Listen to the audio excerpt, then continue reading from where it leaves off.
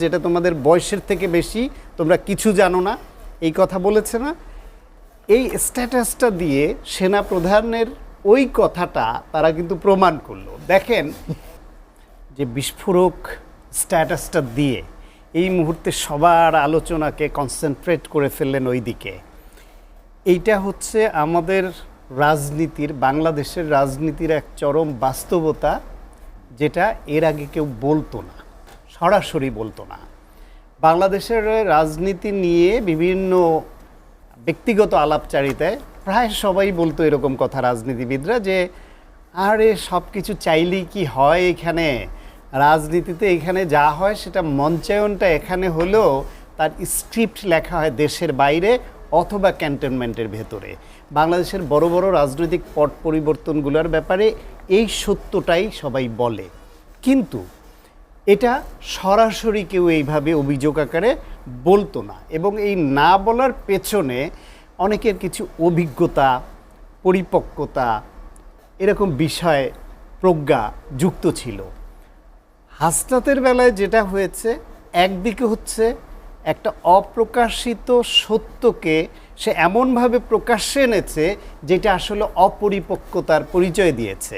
সেনা প্রধান তাদেরকে, সার্জিস এবং হাসনাতকে একটা কথা বলেছে বলে, কোট আনকোট বলেছে না, you have no wisdom and experience, we are serving here for 40 years, যেটা তোমাদের বয়সের থেকে বেশি, তোমরা কিছু জানো না, এই কথা বলেছে না? এই স্ট্যাটাসটা দিয়ে সেনা প্রধানের ওই কথাটা তারা কিন্তু প্রমাণ করলো। দেখেন, ডক্টর মোহাম্মদ ইউনূস যদি সেনাপ্রধানের সে সময়কার 5ই আগস্ট পরবর্তী সরকার গঠনের সময় অন্তর্বর্তী সরকারের প্রধান হিসেবে পছন্দ ছিলেন না, তাহলে কে ছিলেন তার পছন্দে? চারিদিকে একটা ফিসফাস পরিস্থিতি। দেশের পরিস্থিতি নিয়ে বাংলাদেশের গণমাধ্যম যত না লেখালেখি করছে, তার চেয়ে বেশি সরব এবং সোচ্চার বাইরের গণমাধ্যমের কিছু কর্মী বা সোশ্যাল মিডিয়ার কিছু অ্যাক্টিভিস্ট। গত 2 দিনে বিদেশ থেকে প্রচুর টেলিফোন, কি হচ্ছে দেশে। আমি বললাম যে কই, কিছুই না, তো তেমন কিছুই তো দেখা যাচ্ছে না। কিন্তু তারপরেও মানে কারোর মধ্যে সেই মানে আশ্বস্ত হওয়া বা নিশ্চিত হওয়ার পরিবেশটা দেখা যাচ্ছে না। এমনকি আমাদের পাশের দেশ ভারতের অন্যতম গণমাধ্যম আনন্দবাজার বাংলাদেশের প্রতিটা পরিস্থিতি পুঙ্খানুপুঙ্খভাবে তুলে ধরছে সাম্প্রতিক সময়ে। তারা একটা রিপোর্ট করেছেন, দ্রুত ভোটের পক্ষে সেনারা। কি সেই ঘটনার সূত্রপাত হচ্ছে এই যে সার্জিস এবং হাসনাতের সঙ্গে সেনাপ্রধানের যে বৈঠক হয়েছে, সেই বৈঠকটা নিয়ে হাসনাত যেভাবে তুলে ধরেছে, একটা অনানুষ্ঠানিক আলোচনা, আলাপচারিতা, পরামর্শ, যেভাবে হাসনাত তুলে ধরছে একেবারে প্রস্তাব আকারে, একেবারে সিরিয়াসলি, যেন মনে হচ্ছে যে একটা রাজনৈতিক বৈঠক, তেমন ভাবে চিত্রিত করার চেষ্টা করেছে হাসনাত আব্দুল্লাহ। সার্জিস আলম বলেছেন না, এটা একেবারে অনানুষ্ঠানিক আলোচনা। এটা হলো তার মতামত যে আওয়ামী লীগের যাদের ভাবমূর্তির সংকট নেই, তারা যদি নির্বাচন করে তাহলে এটা গ্রহণযোগ্য হবে, এটা নিয়ে বিতর্ক হবে না ভবিষ্যতের নির্বাচন। এটা হলো একান্তই তার মতামত এবং এইরকমই ব্যক্তিগত আলাপচারিতার মতনই।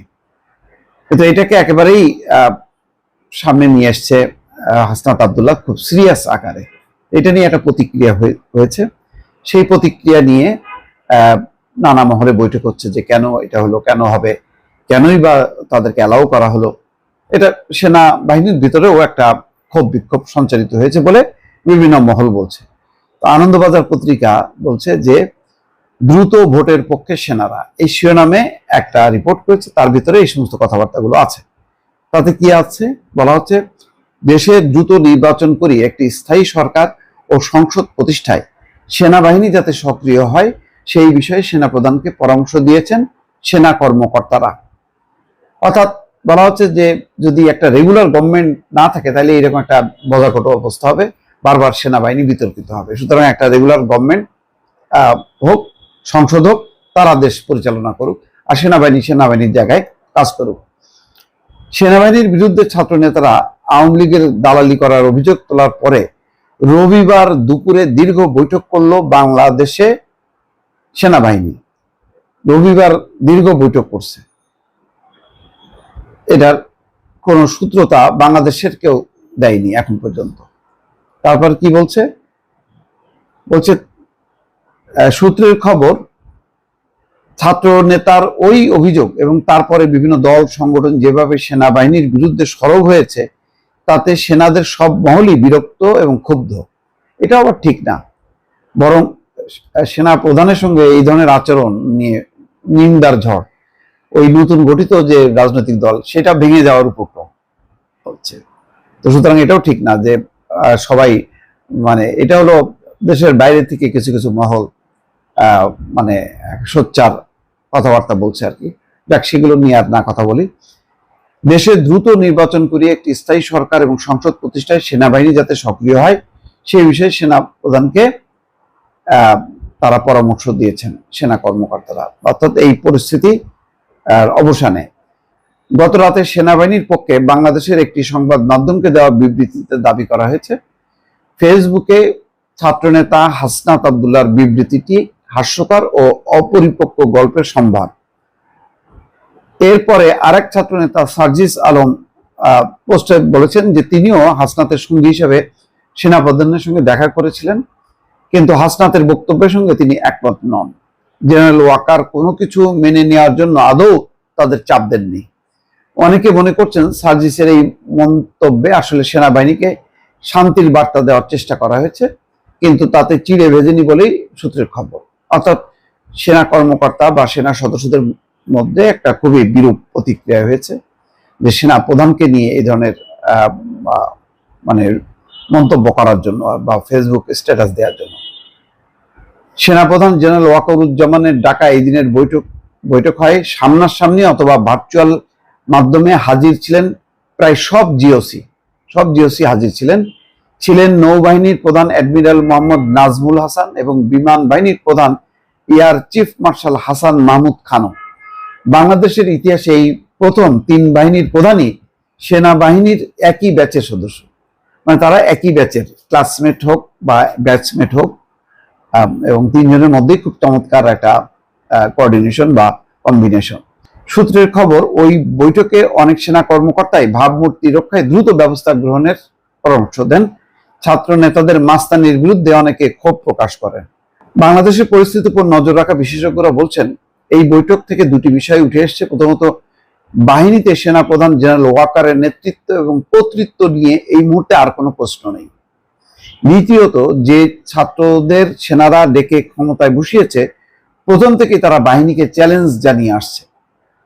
এর আগেও প্রধান উপদেষ্টা মোহাম্মদ ইউনূসের ডাকা একটি বৈঠকে ছাত্র নেতাদের বেয়াদব কথাবার্তা নিয়ে কয়েকজন সেনা কর্মকর্তা আপত্তি জানিয়ে তাদের ঘাড় ধরে বের করে দিতে এগিয়ে এসেছিলেন। এরপরেও ছাত্ররা সেনাদের দেশপ্রেম, নিরপেক্ষতা এবং নিষ্ঠা নিয়ে বারে বারে প্রশ্ন তুলেছে। সেনা কর্মকর্তাদের অনেকেই বলেন অনেক হয়েছে, এবার সেনাবাহিনীকে নিজেদের ক্ষমতা এবং শক্তি প্রদর্শন করতে দেওয়া হোক। যাই হোক, এখন সেনাবাহিনীর বিবৃতিতে বলা হচ্ছে দেখা করার 10 দিন পর ফেসবুকে ছাত্রনেতা আব্দুল্লাহ যে কথা বলছেন সেটা অপরিপক্ক গল্পের সম্ভার বলা হচ্ছে।